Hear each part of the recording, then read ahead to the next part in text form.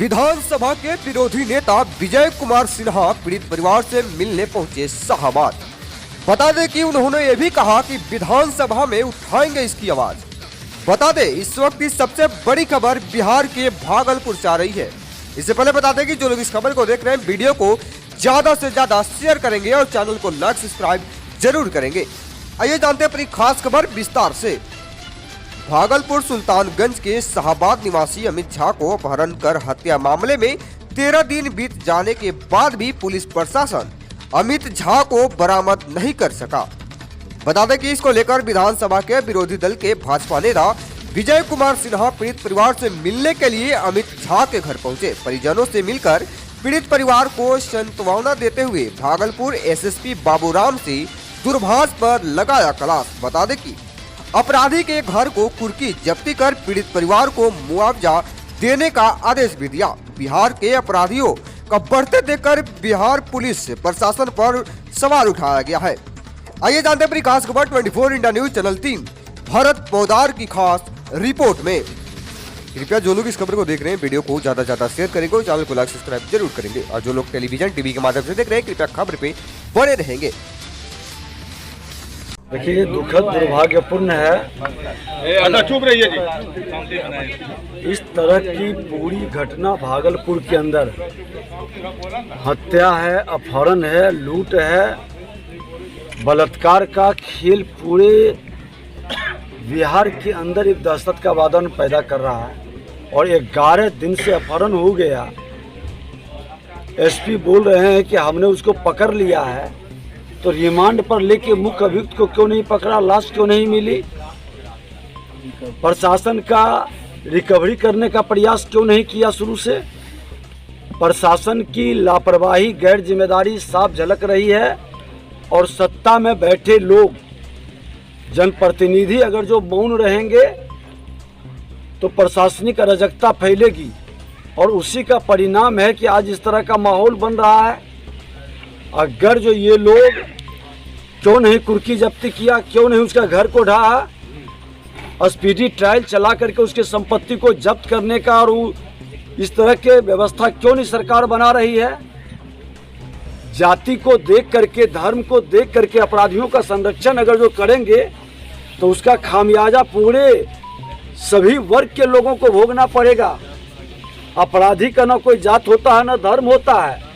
इस मानसिकता में अगर जो सरकार काम करेगी तो बिहार के लिए दुखद और दुर्भाग्यपूर्ण है। ये घोर निंदनीय है। इसको सड़क से सदन तक हम लोग लड़ेंगे, इस मामला को उठाएंगे।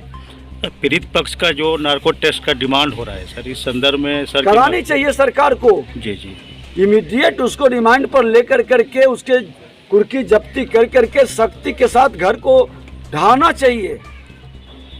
अपराधियों का इतना मनोबल है, इनडायरेक्टली उसको पहले किया जा रहा है। पीड़ित पक्ष के द्वारा सीबीआई जांच की भी मांग की गई है इस मामले में। सर क्या कहना चाहेंगे सर? देखिए परिवार के न्याय के लिए तो ये करना चाहिए, ये सरकार को पहल करनी चाहिए। जी। लेकिन सरकार की कहीं न कहीं सुस्ती, प्रशासन की कहीं न कहीं लापरवाही अपराधियों को बचाने का खेल है, और अपराधी के साथ उसकी सहानुभूति ये सरकार को कटघरा में खड़ा करती है।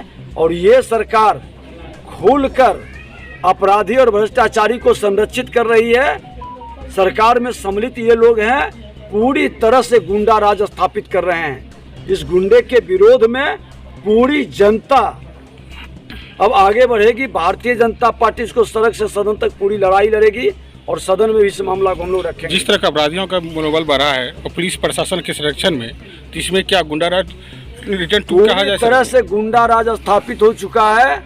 हमने बताया कि 1000 से ज्यादा लोगों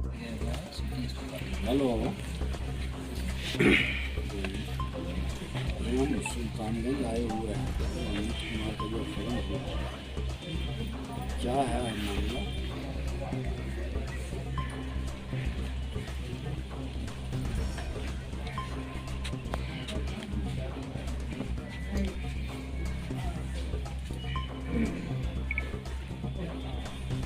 गिरफ्तार किए हैं तो इन दोनों लोगों के माध्यम से उस आदमी का जिंदा है या नहीं है तो लाश ये सब रिमांड करने के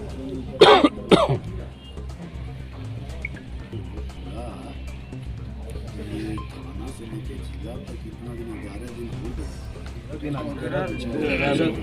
दिन हो गया और ये सब लापरवाही गलत रही है।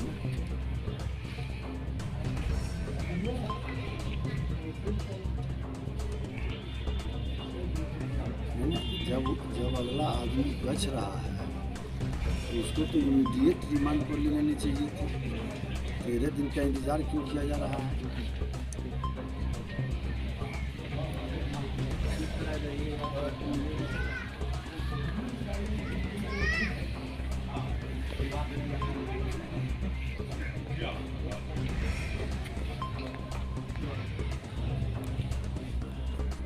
के साथ एकदम करिए इसको, जो भी है इस तरह के लोगों का पूरी सजा मिले या अपराधियों का जो अपहरण करके इस तरह की हत्या करता है उसकी संपत्ति को क्यों नहीं जब्त कर लेते हैं?